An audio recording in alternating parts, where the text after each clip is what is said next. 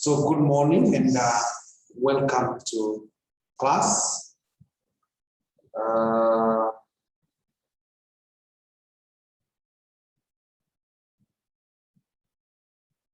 Today we begin with the paper of May 2019, question 3B.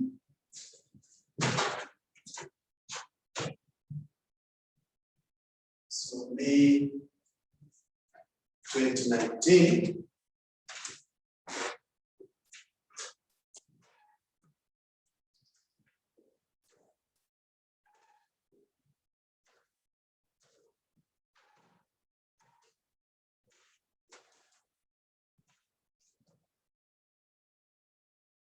Question 3B is on activity-based costing method. Activity-based costing method. So the question reads that Machakato Limited makes 3 main products using the same equipment. Total overheads amounting to $720,000 were charged for the last quarter of the financial year ended 31st of December 2018. Details of the 3 products for the month of September 2018 to December 2018 are as follows. So we have the labor hours per unit, machine hours per unit, material cost per unit, and the volume in units. Additional information is that direct labor costs are $14 per hour. Production overheads are absorbed on material costs percentage basis. The machine rate for the period under consideration is $56 per machine hour. Further analysis shows that the total production overhead could be apportioned as follows: cost relating to setup 20%, materials movement at 5%, inspection 45%.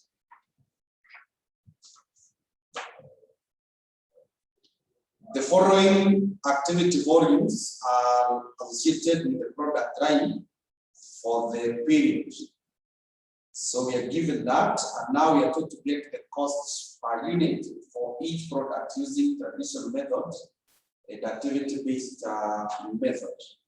So I want to start with the activity-based method. In activity-based method, there are 3 cost poles.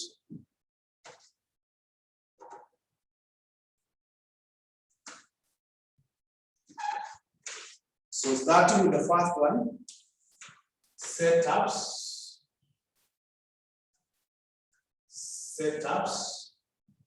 The OER will be budget setup costs.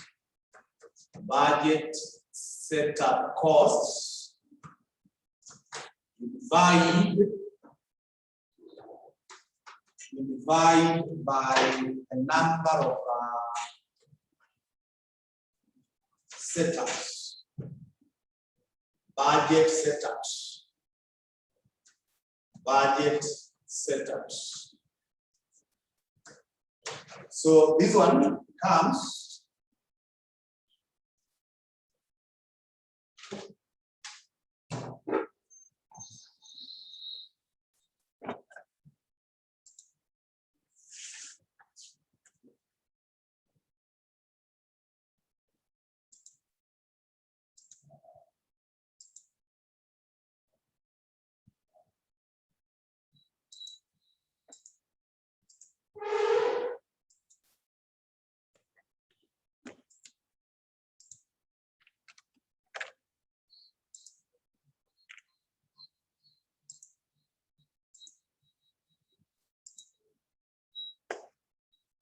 this one becomes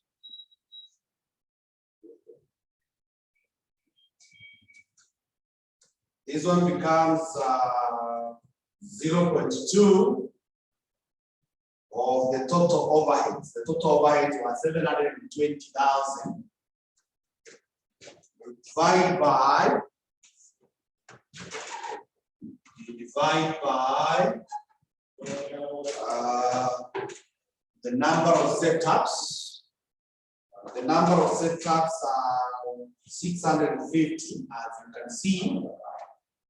So the answer will be 0.2 or 720,000 divided by 650. So I'm getting 221.538 per setup. 0.538 per setup. 5 weeks per setup. So per unit, you're looking for per unit. Product A will be 221.538 times the number of setup that A has, which are 78. You divide by the number of units, which are 1,500. Then when you come to B, it will be 221.538 times the number of setups, which are 112. You divide by the number of units, which are 2,400. And then when you go to C, it will be 221.538 times the number of setup there, which are 460.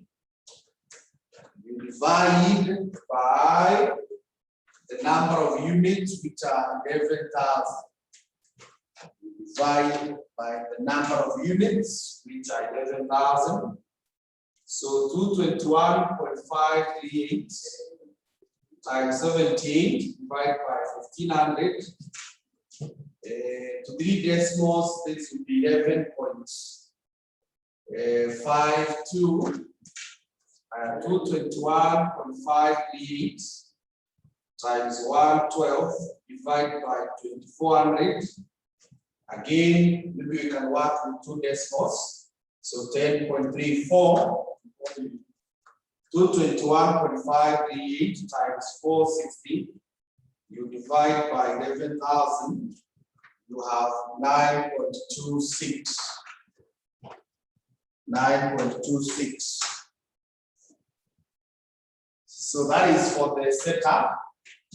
Now we go to the material movements. We go to the material movements.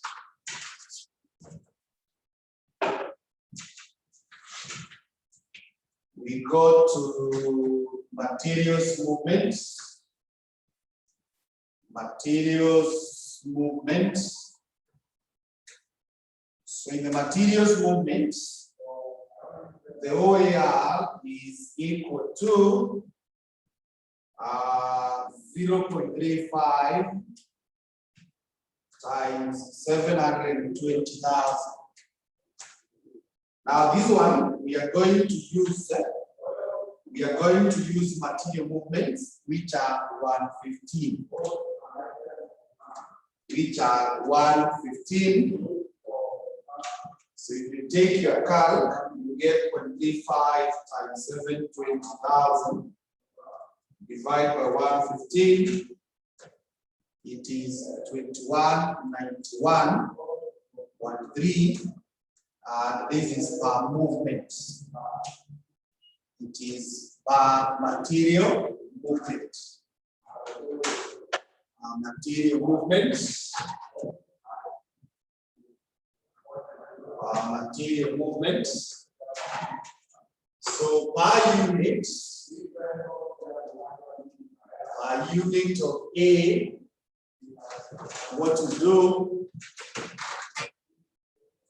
Yeah. So good morning, Monica and Jean.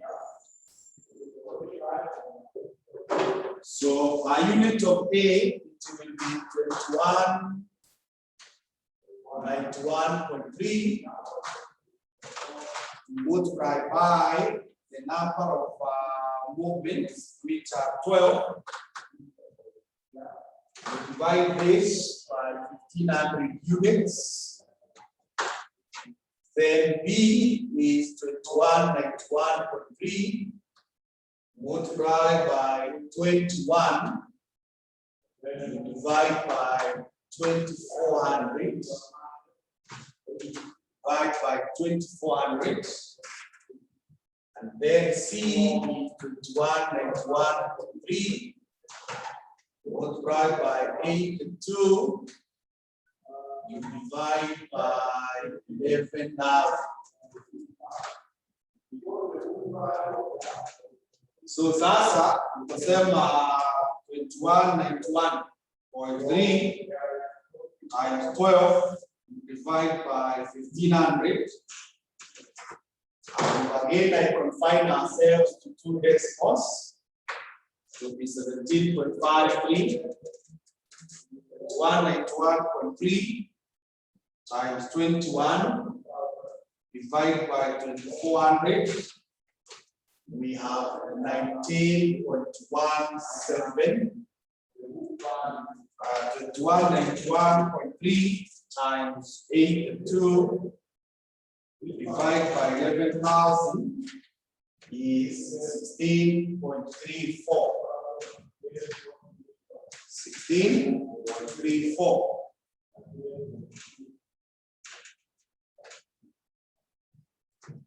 Okay. So the next one is about inspection. It's about inspection. So the OER will be equal to budget inspection cost. Budget inspection costs. Budget inspection costs. You divide by budget. So this one is driven by the number of inspections. Budget inspections will be driven by budget inspections. So this one will be equal to 45% of 720,000. 5% of 720,000. You divide by the number of inspections. The number of inspections are 950. There are 950. So then this one, we can say it is 0.45 times 720,000 divided by 950. I'm getting 341.05 inspection. Inspection. So if you want per unit,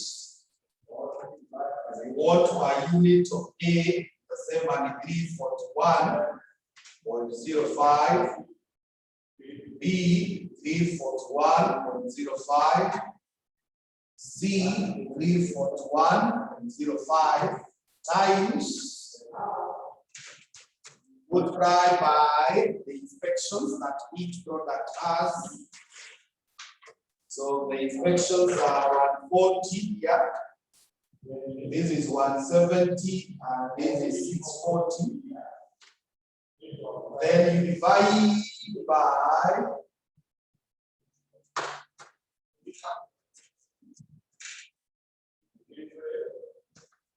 you divide by the number of units. So these units are 1500. These ones are 2400. And these are 11,000. These are 11,000. So once again, confining ourselves to decimals, 341.05 times 140 divided by 1500 is 31.83.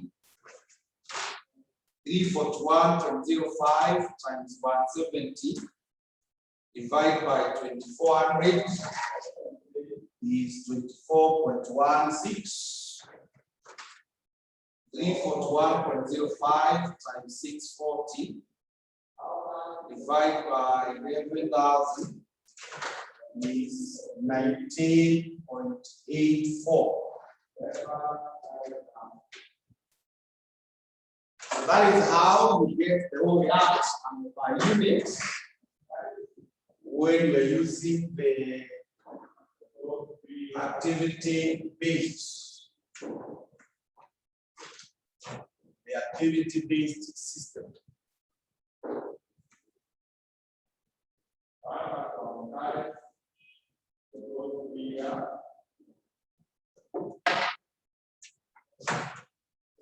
So now the question is asking us to get the cost per unit.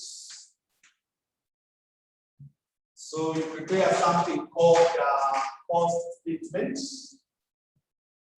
Cost statement.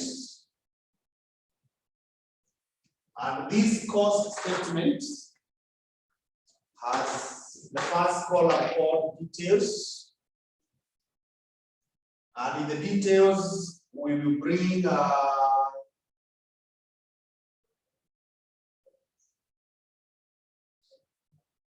labor costs. We will bring labor costs. We will bring material costs.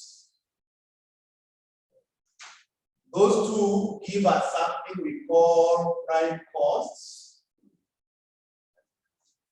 Those two, they give us something called prime costs. Then we bring overheads. And overheads are in three departments. We have setups. We have movements. Let me just call them movements. And then we have the inspections. And then we have unit costs. We have unit costs. That is how it will be.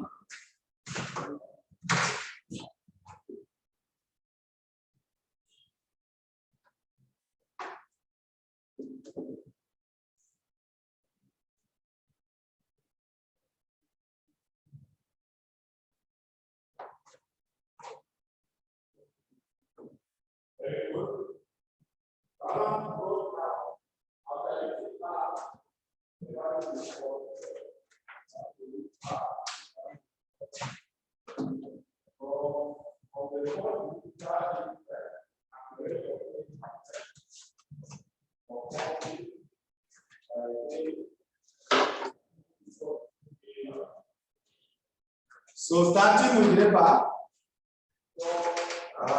this is 2 times 14, which is 28.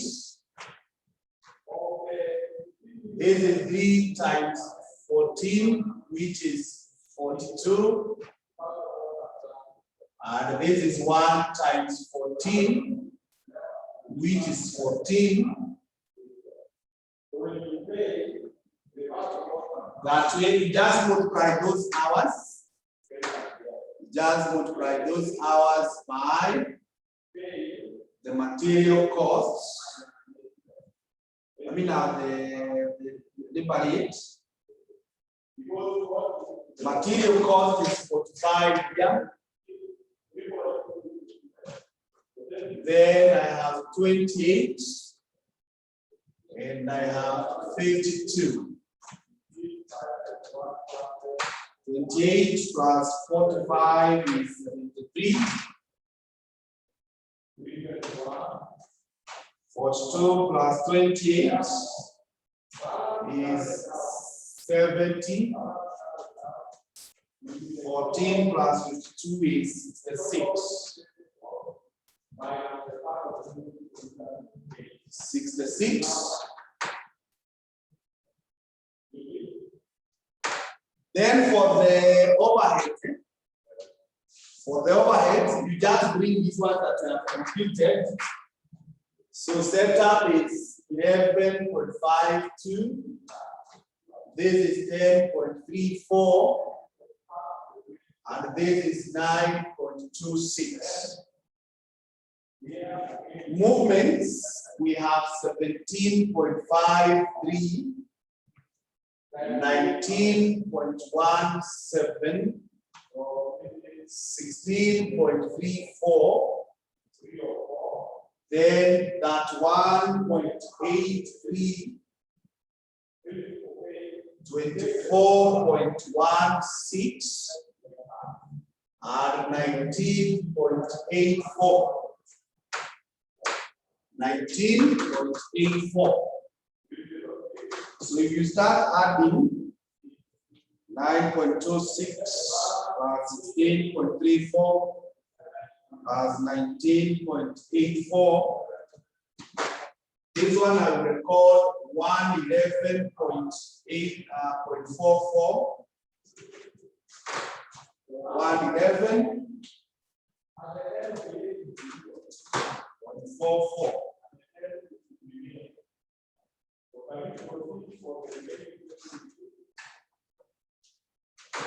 11.44. I have 70 plus 10.34 plus 19.17 plus 24.16 is 123.67. 73 plus 11.52 plus 17.53 plus that 1.83 is 133.88. 133.88. So that is the cost statement when you're using activity-based costing method. Let us now switch to traditional methods.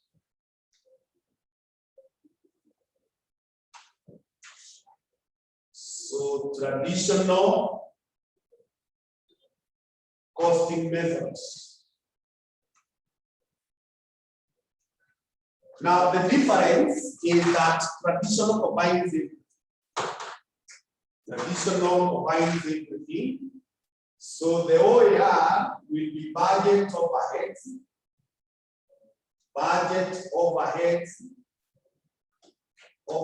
costs. You divide by the base that is being used.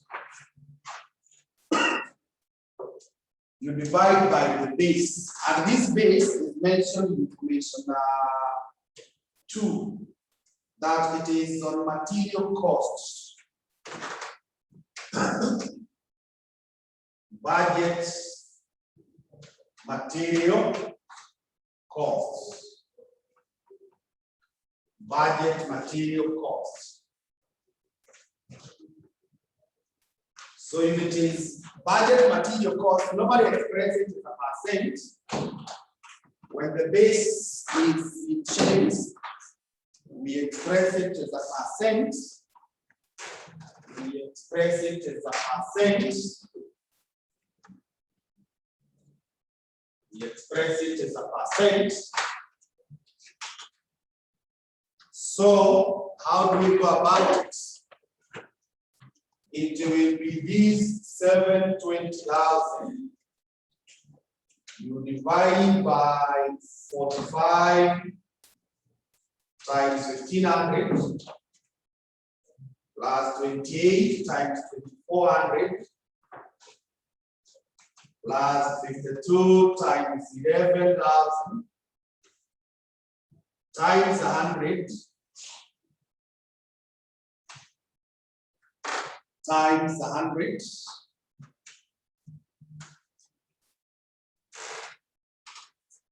So you say 45 times 1500 plus 28 times 2400 plus 2 times 11,000 equals, you divide 720 by that times 100. I'm getting around 101.88%.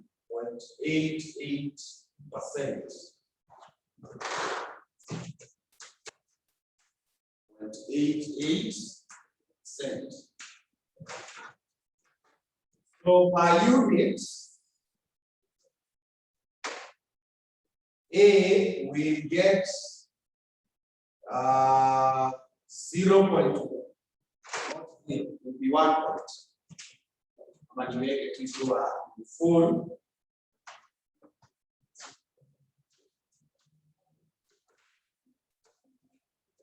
A will get 101.88% of the material costs, 45 times 1500.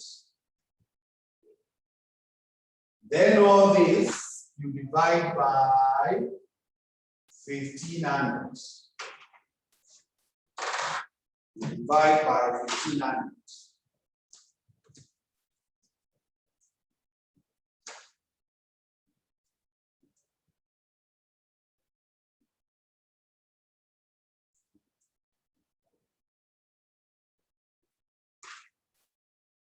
So this will be 1.0188 times 45.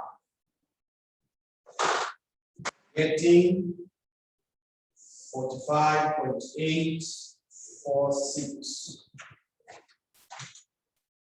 Then B, it will be 101.88. You divide by 100. Multiply by 28 times 2400. Then you divide by 2400. 1.0188 multiplied by 28. Getting 28.5264. 64.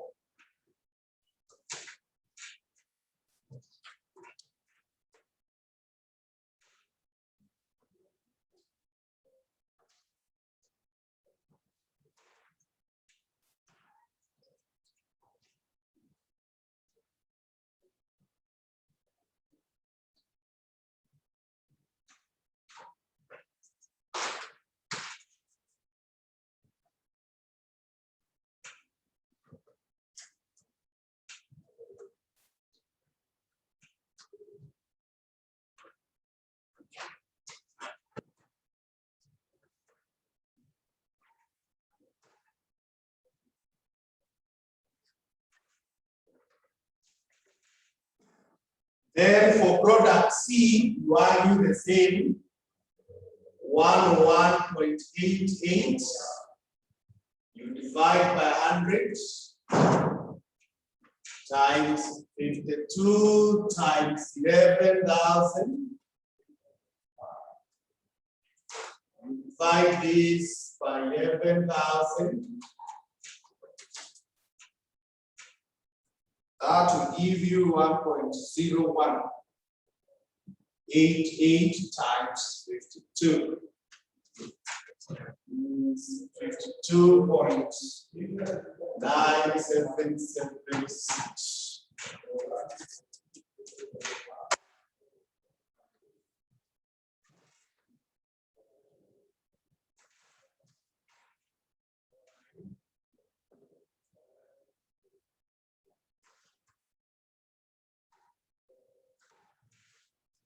So cost statements.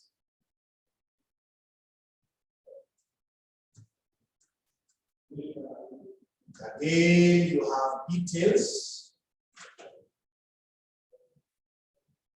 You can just start with prime costs. because you already have it there, it's not repeating. Then overhead costs,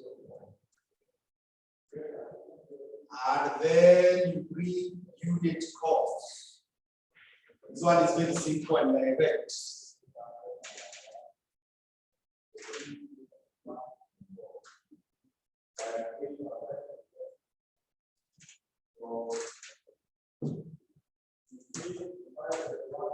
For product A, prime cost is 73. Overheads is 846. Product B, prime cost is 70. Overheads is 28.5264. Product C, prime cost is 66. Overheads 52.9776. 776.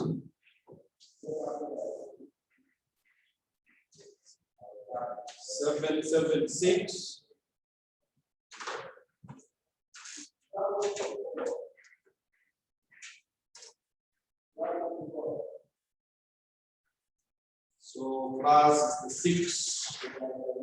This is 118.9776. 70 plus 28.5264 is 90.5264. 73 plus 45.846 is 118.846. So that is all that was expected in that question. Yes, Teresa, good morning. Monica, have you finished? I will not ask Teresa because I know she has come late. Yes, good morning.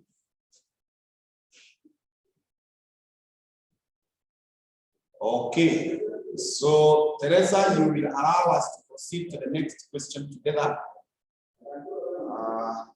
Because you have come late, you will find I'll send you the record.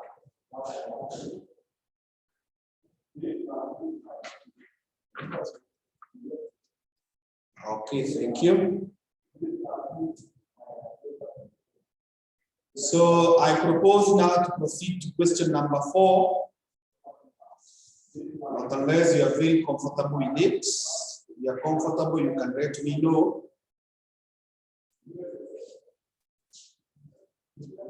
Question 4, is that okay, Monica? 4B. And Teresa? So it's over. Okay, so the following information was obtained from the books of Mamboyote Limited, a manufacturing company based in Coastal Town, for the month of April. So we have all that. During the month of April, 150,000 units were completed and transferred to process 2. Closing inventory amounted to that with the following degrees of completion. Due to the nature of the production process, no losses are anticipated. The company uses the average cost method to value work in progress. So you are told to do the statement of equivalent production, statement of apportionment of costs, and process account. So that question is coming from process costing.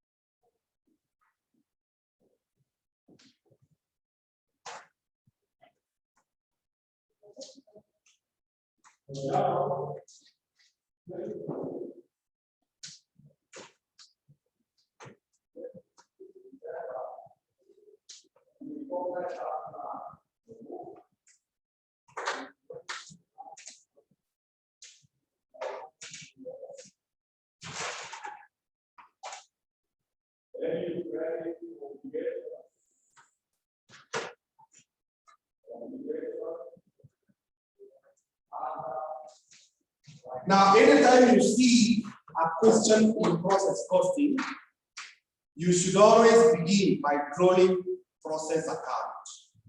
Even if they have not mentioned process account, or it has been mentioned at the last requirement commission line. You should begin with process account because everything else comes from that account. Everything else comes from that account. So having said that, we now embark on drawing the process accounts. Drawing the process accounts. And as you know, we have details here.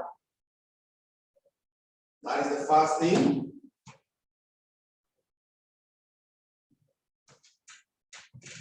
Then we bring units. Then we have unit costs.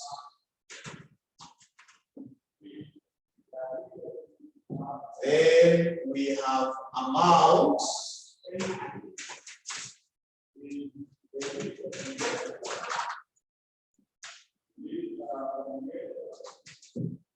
Then we have details.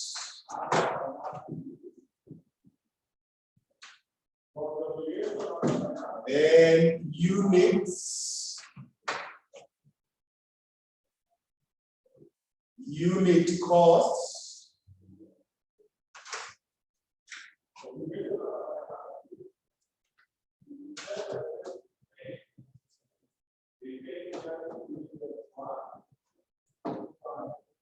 And then the amounts.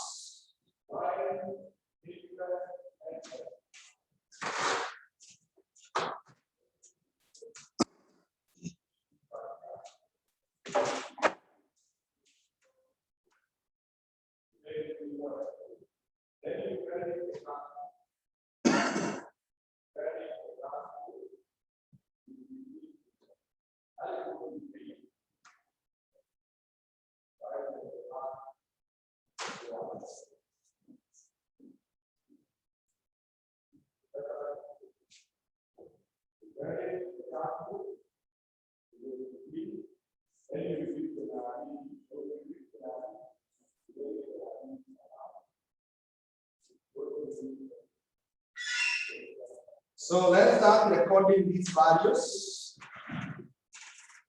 And this is process one account. This is process one account.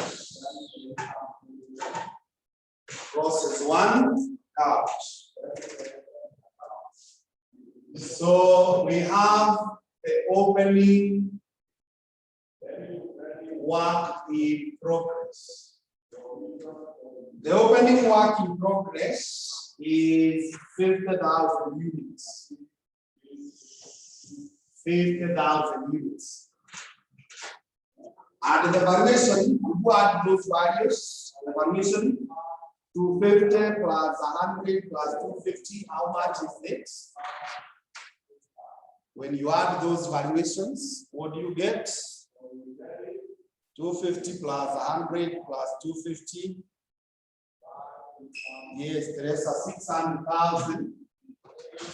So the amount is 600,000. Then raw materials or new units that were introduced, we are told they are 200,000. 200,000. Then the cost incurred for materials.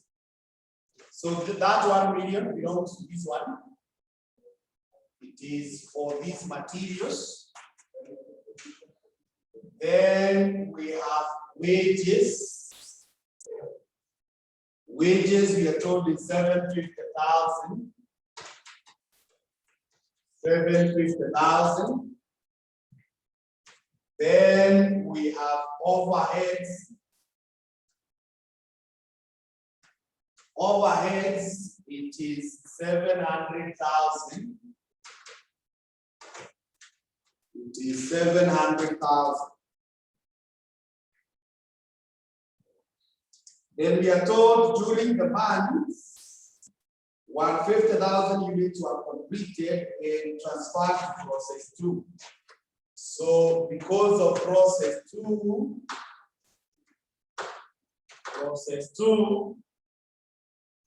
we break 150,000 units. 150,000 units. The closing inventory was 100,000. So you're in article hapa chini. Closing work in progress. Closing work in progress is 100,000. And due to the nature of the process, no losses are anticipated.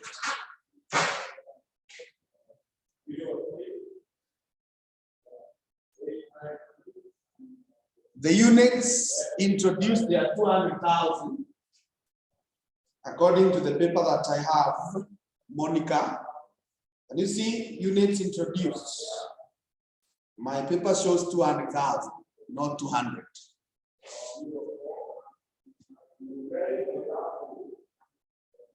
Have you seen that?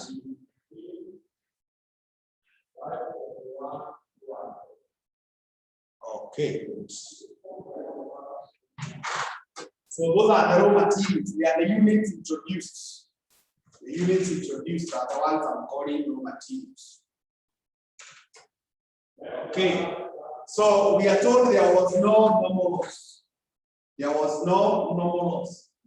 So if that is the case, you check whether the account is balancing in terms of units. You can see this is 250 and this is also 250. So there was no normal loss, no abnormal loss. So with that, we now start to deal with the other requirements. Start to deal with the other requirements.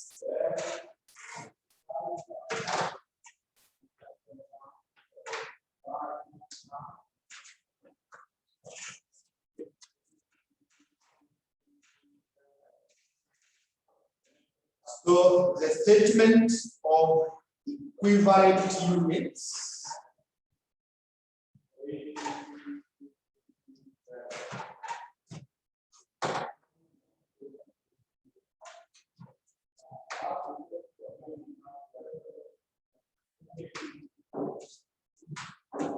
statement of equivalent units. Statement of equivalent units.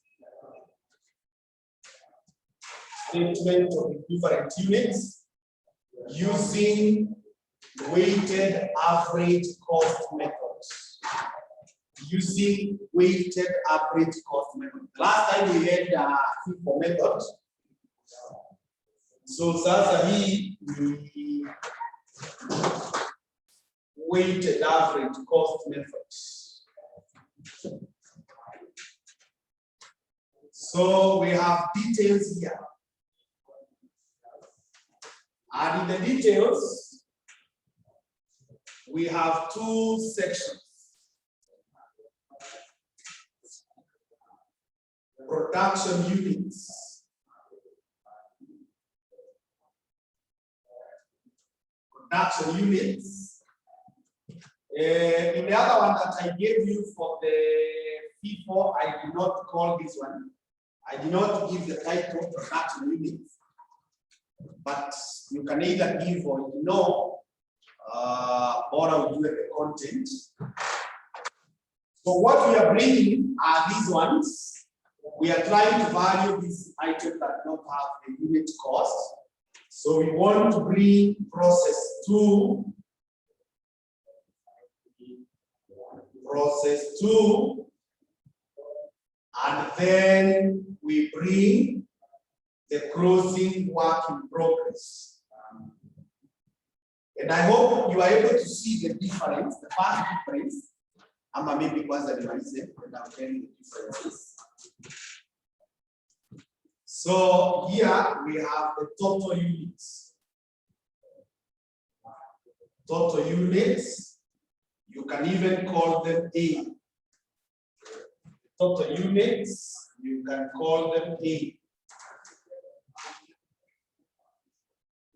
Total units, you can call them A. Then we have the costs. Now the costs, we have previous period costs. Previous period. And then we have the current period. And then we say less scrap revenue. Scrap revenue kama ingekuwa,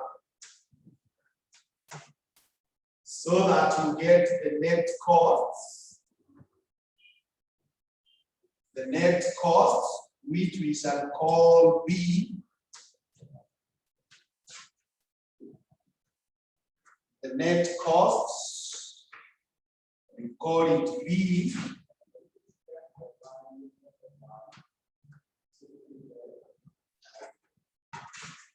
And then you have the unit costs, which will be given as B. You divide by A. It will be B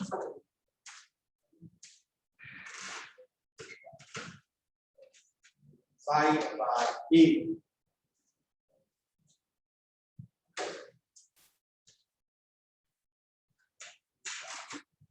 So if you look at the question, it is asking us two things. One is what they are calling statement of equivalent production. Kutoka hapa mpaka hapa, hiyo ndio inaitwa statement of equivalent production hapa kwa units. Then here chini hii ndio inaitwa statement of apportionment of costs. This one. So they are two in one. They are two in one.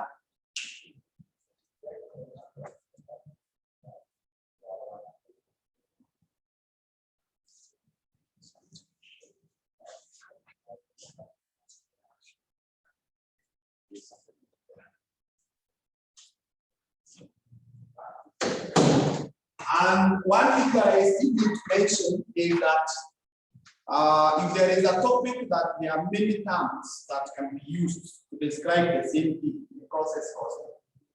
So when we understand the word in process costing, even if they are using terms that you have never seen or heard about, just itegeneze the normal way that umezoea.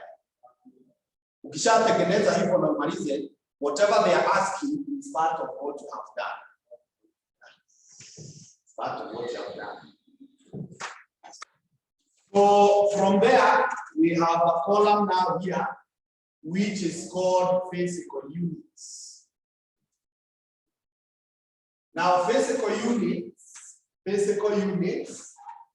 you just bring the units of the item that will value. So for process 2, we have 150,000. Closing work in progress, we have 100,000. So this is 250,000. Although I told you this total is not very important. It's not very important.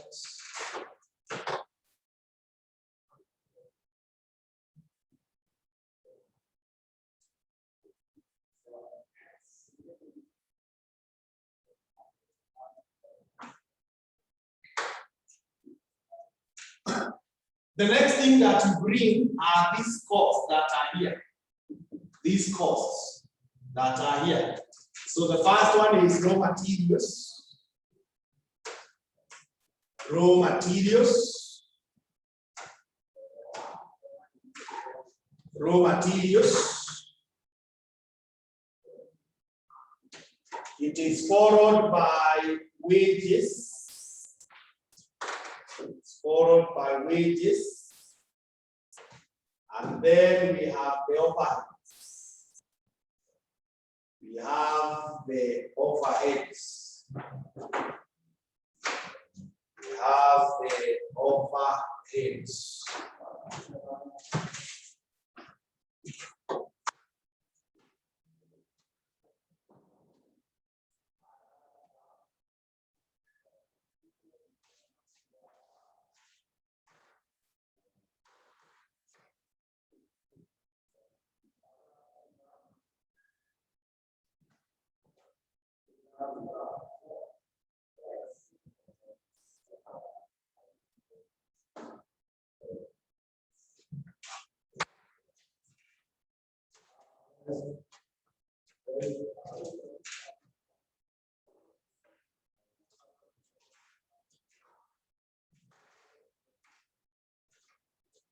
So when you are in weighted average costing method,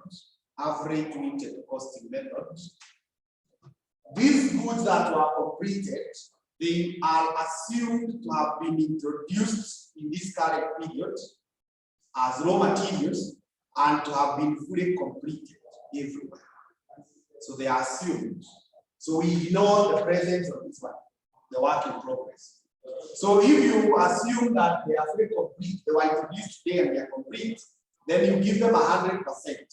So 100% of 150,000 is 150,000 here, 150,000 here, and 150,000 here.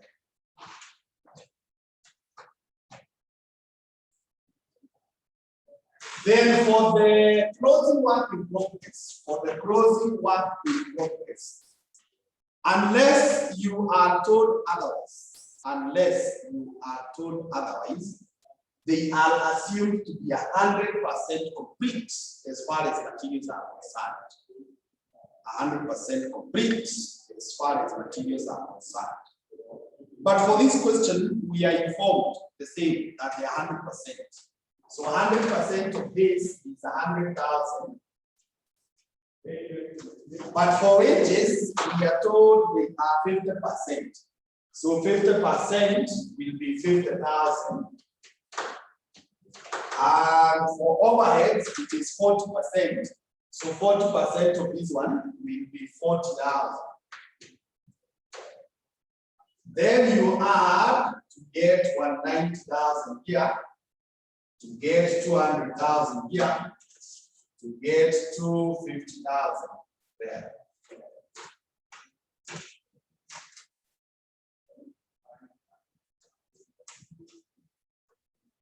So sasa ukifika hapo ushachora what they are calling the statement of equivalent production.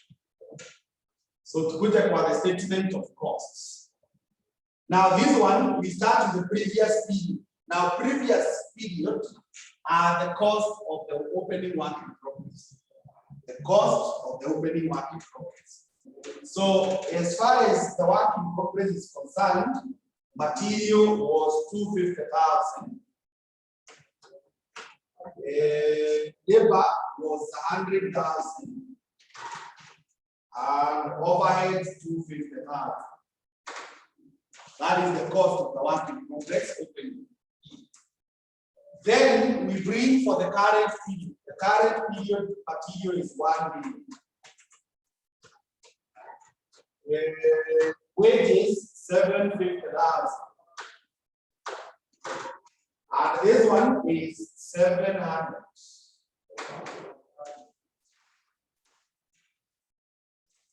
Now we do not have anything for the normal loss, so there was no scrap revenue. So this is 0. Nothing that we are subtracting. So the total is 1250,000. This is 850,000. And this is 950,000. 950,000. 950,000. Then we get the unit cost. The unit cost per 1250. You divide by 250, you get 5. We will get an 850, you divide by 200. You get 4.25.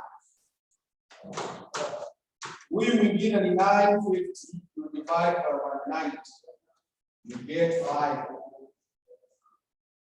So sasa ukifika hapo, hiyo ndio nayo inaitwa statement of cost.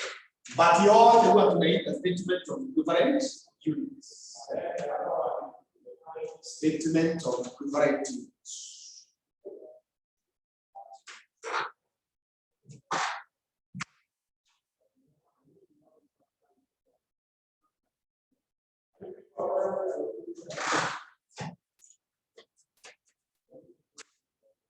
So from there, the next thing you do is called valuation per unit.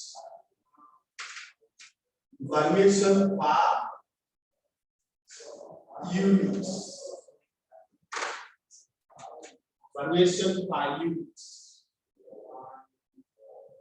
So you want to value, get the unit cost. So let's start with process 2. Let's start with process 2.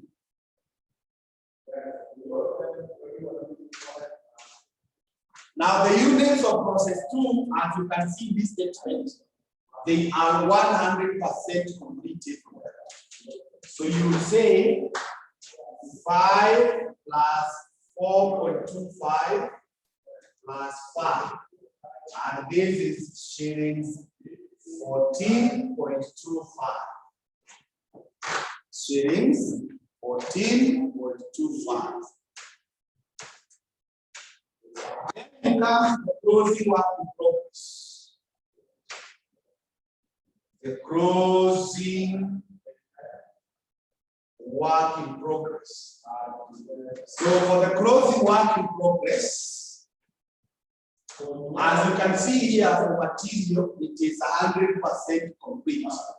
100. So we pick the whole of this one, 5. But as you can see, for wages, it was 50% complete. So you take 50% of this one. So the same as 0.5 or 50% of 4.25. Plus overheads, it is 40%. So you take 40% of this. So 40% of 5.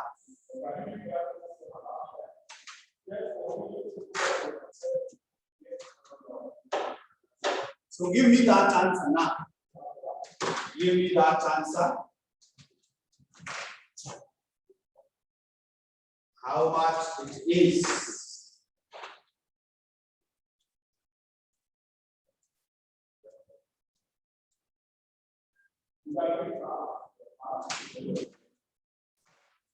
Good. Teresa, 9.125. 9.125. So sasa those values ndio unaleta hapa kwa process account. So hapa unasema ni 9.125 multiplied by 100,000. That gives you 912,500. Then this one is 14.25. So 14.25 times 150,000. 2,137,500. 2,137,500.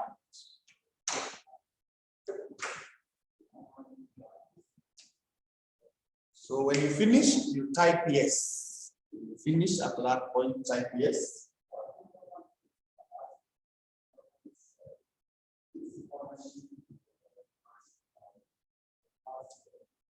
Good. I would like you to open where we solved. juzi mahali uliandika hii swali ilikuwa ya FIFO, ilikuwa swali gani? Hii swali, I hope you have those notes. The November 2020 question 5C. November 2020 question 5C. November 2020 question 5C. It was on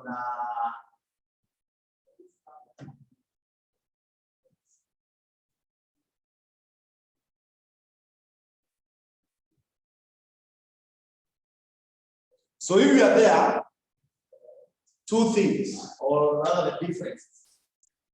First of all, weighted average cost method can be used where we have opening work in progress and where we do not have opening work in progress. So you can use it where we have opening work in progress and where we don't have. But FIFO, for you to use FIFO, you must have opening work in progress. Otherwise, kama hakuna opening work in progress, the two methods are similar. Kama hakuna opening work in progress, the two methods are similar. Why are the two methods similar? If you are looking at the statement for FIFO, utapata kwanza hapa kwa cost, we don't bring the previous period cost. Hii haitakuwa because hii haitakuwa. So FIFO does not recognize the previous period cost in the statement. The other thing is that FIFO breaks down this one into two. He completed. It will break them into the opening work in progress and the newly introduced. Like kama sasa tumekuwa tunatumia FIFO, hii ningeigawanya into two parts. Hii 50 and another 100, which we call newly introduced that were completed. So FIFO breaks this into two, weighted average does not.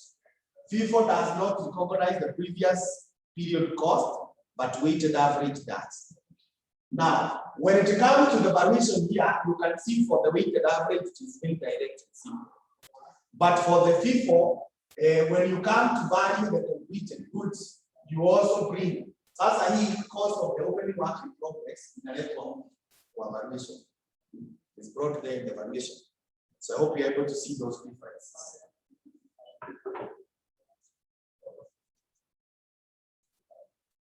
So if we are okay, I propose now to go to question 5. Question 5A.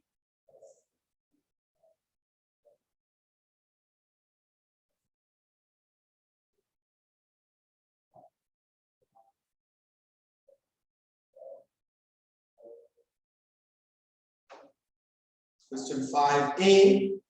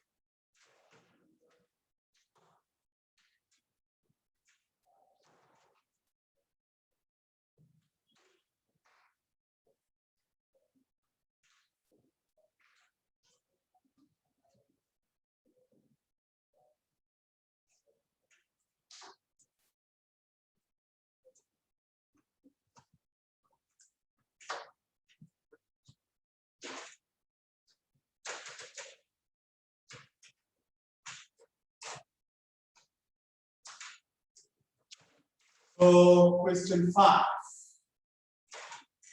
Limu Processing Company manufactures a standard product branded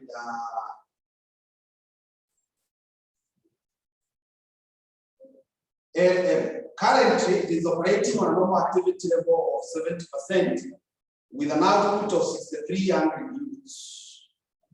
The sales director believes that a realistic forecast for the next budget period would be an activity level of 50%. The following data relates to the forecasted costs of the product for different levels of activity. So we have direct materials, wages, overheads, administration, selling and distribution. So we are told to get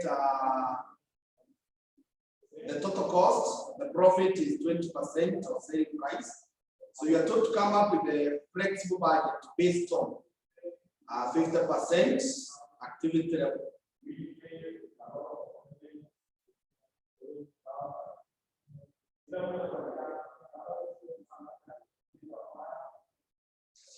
Now the first thing is to check whether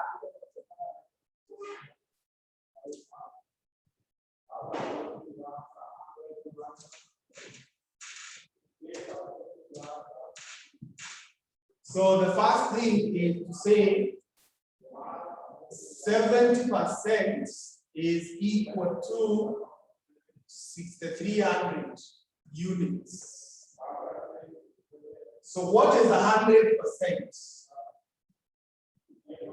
What is 100%? This will be 100 times 6,300.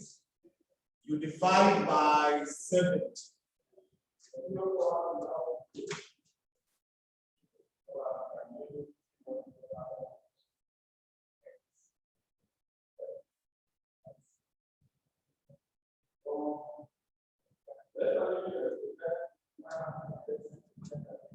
How many units are those?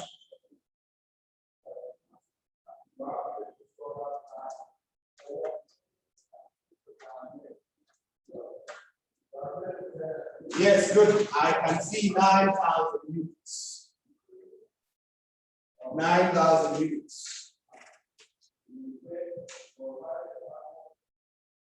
What about 60%? So similarly,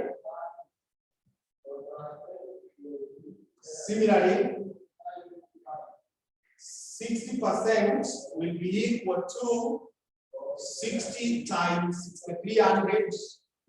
You divide by 70.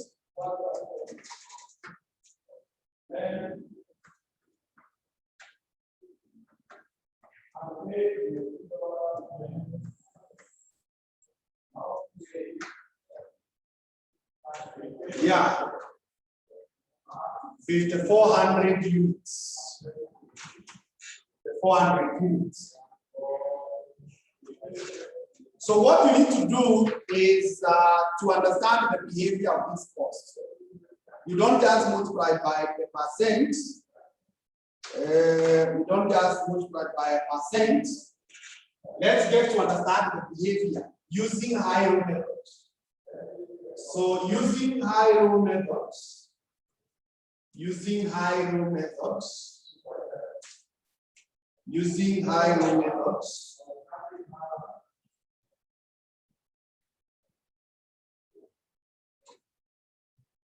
using high-row methods, y is equals to a plus bx. So let's start with the direct materials. Direct materials. Direct materials, what you do, you are able to see 151, 200 is equals to A plus, at 60%, this is 5,400 B. Then at 70, 176, 400 is equals to A plus, 70 tunajua ni 6,300. 6,300.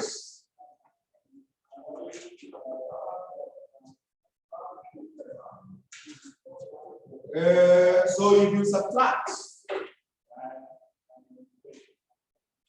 151, 200 minus 176, 400 is negative 25, 200. 54 minus 63 is 900. B B. So B 25, 200 divided by 900 is 28. 28. We want to see which costs are variable, which costs are fixed. Lakini kama tumejua, it is very simple to just multiply. But now we have to establish for each. So you say 151, 200 is equals to A plus 5400 times 28. So based on that, we will say times 5400. So A must be 0. So the fixed cost is 0 there. We can do the same with direct wages. Direct wages. Direct wages is the same as 64,800 being equal to A plus 5400 B 75 600 A plus 6300 B 300 B.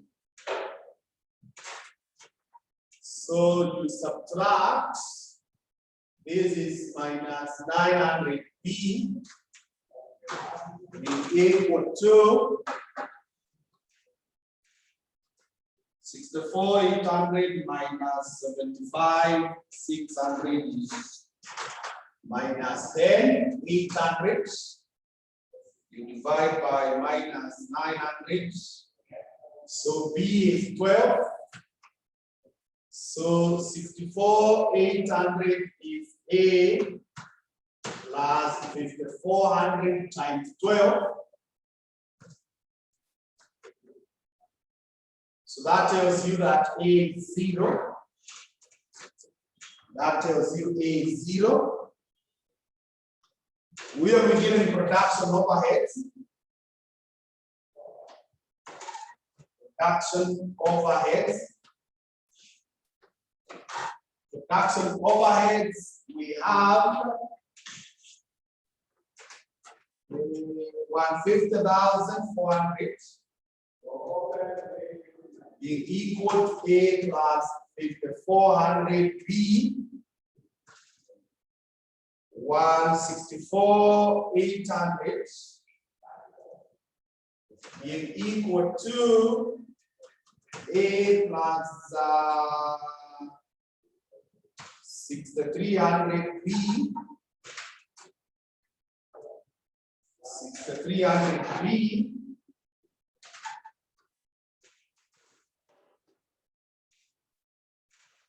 So 150,400 minus 164,800 is minus 14,400 minus 900 B. So B divided by minus 900 is 16. So 150,400 is equal to A plus 5400 times 16. So 150,400. So A here is 64,000. Now there's a good illustration why we are doing the higher method. You see, for these ones, whose A's are 0, you could have just multiplied by percent. It's 60% kama ni 70% kwa hii. Na hiyo ingekuwa sawa. Lakini kama iko na both fixed na variable, that would be wrong.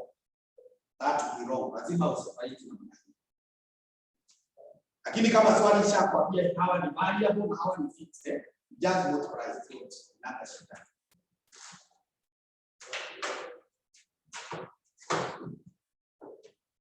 So that you shangae why this approach, and another question you take another approach. Haya, huyo mwingine The administration overheads. Administration overheads. So administration overheads,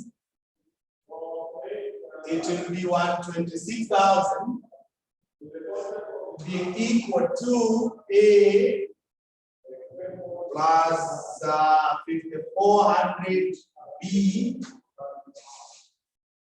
and 126,000 equals to A plus 6,300 B. So this one is 0 being equal to minus 900 B. So B is 0. Ndio kumaanisha haina variable costs. So 126,000 equals A plus 5,400 times 0. So A must be 126. 126.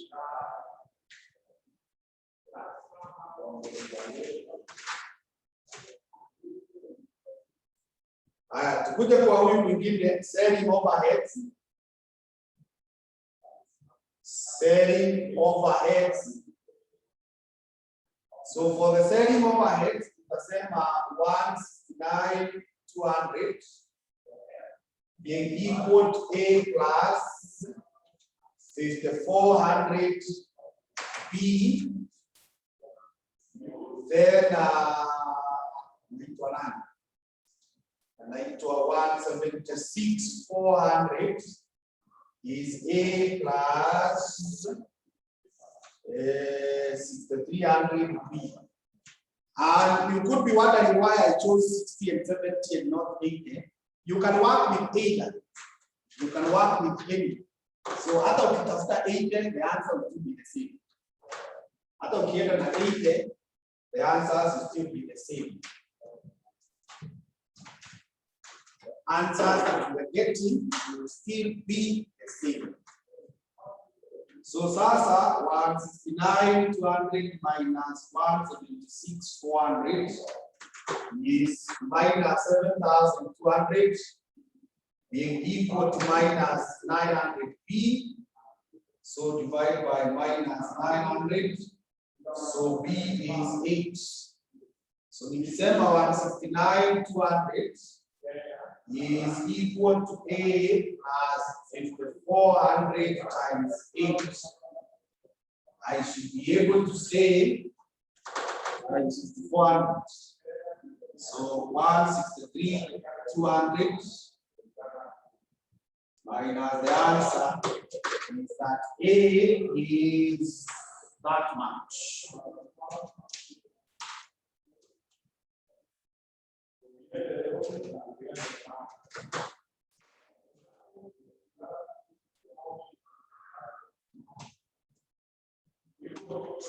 Are we together up to that point?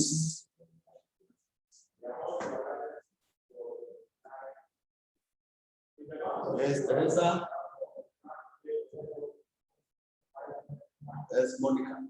So now we know the cost behavior, as in we know who is variable and who is fixed. So that's the income statement.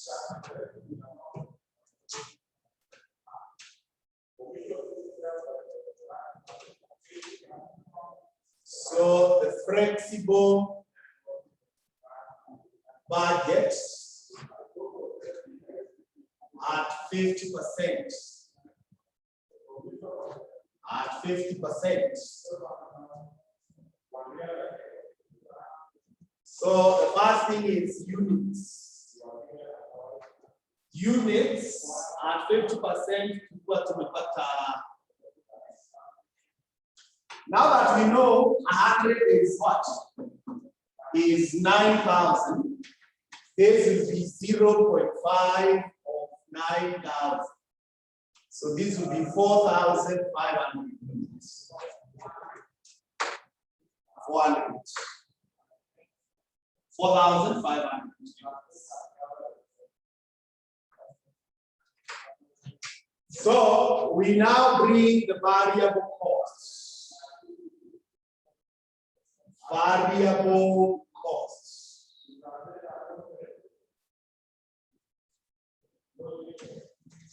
Variable costs. So the first variable cost is materials. It's materials.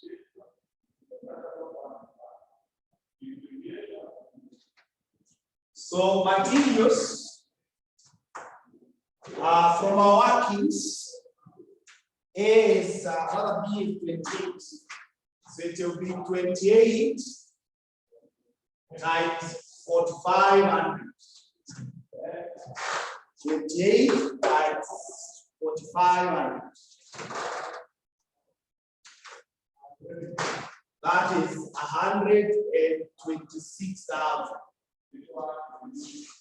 Then you come to wages. Wages, our A is 12. So it will be 12 times 4,500. So 12 times 4,500 is 54,000.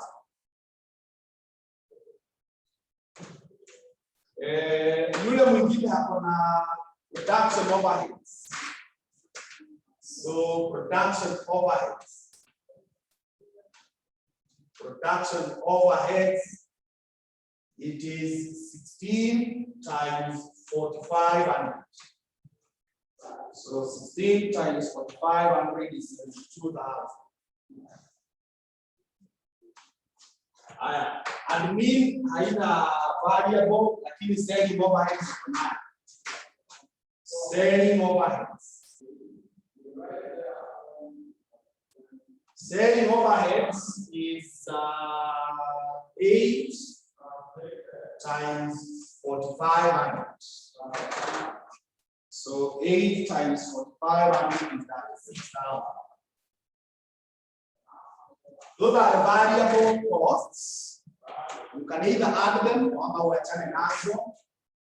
Uendelee hapa tuambie now fixed costs. Now fixed costs, we only have two of them.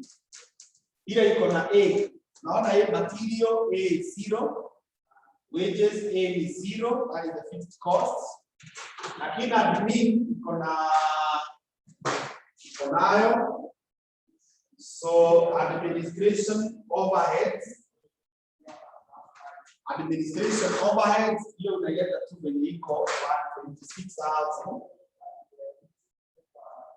Huyo mwingine ni selling overheads. Selling overheads is 120,000. So ukishaipata hivi inakuwa mzuri sana. Kama wanataka break even, now you can be able to analyze well. So with that now, if we decide total costs, tell me what is now the total costs. Add hizo zote, you tell me what is the total cost.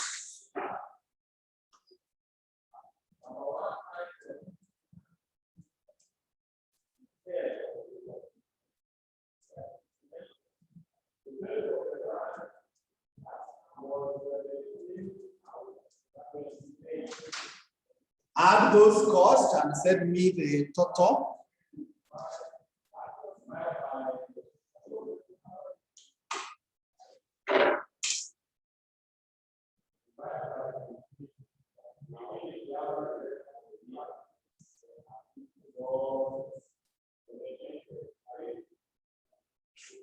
Teresa, you are 538. I'm differing with yours. Let me see, Monica. Yeah. 534,000. Teresa? Oh, makosa yako Teresa, nimeongeza mpaka hii. Hapo ndio tunatofautiana. So ukitoa hizo units, the cost is 534,000. So units you're not added. Then we bring the profit. Profit, according to this question, we are told it is 25% of the selling price. So that is margin. Kama ushapewa margin, unastahili kusema 25%. For you to get the markup, you subtract the given. You put the markup. So 25 out of 100, you subtract 25. You multiply by 5, that's 4,000. So the same, this one divided by 75 times 25. Tell me what is the profit?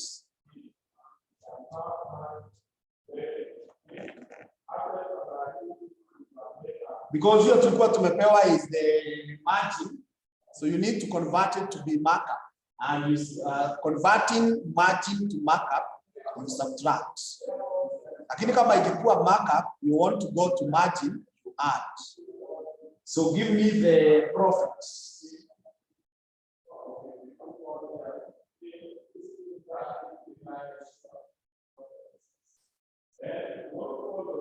Give me the profits. Yes, Teresa, 178,000. 178,000. So add these two now, you get the selling price.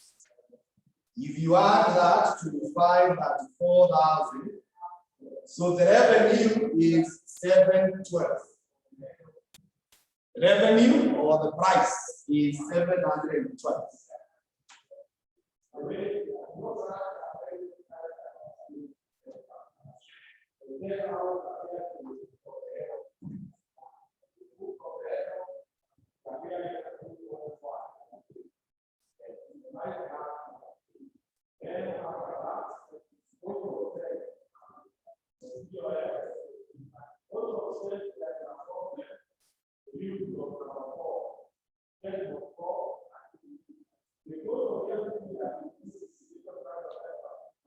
So I think we call it a day at that junction.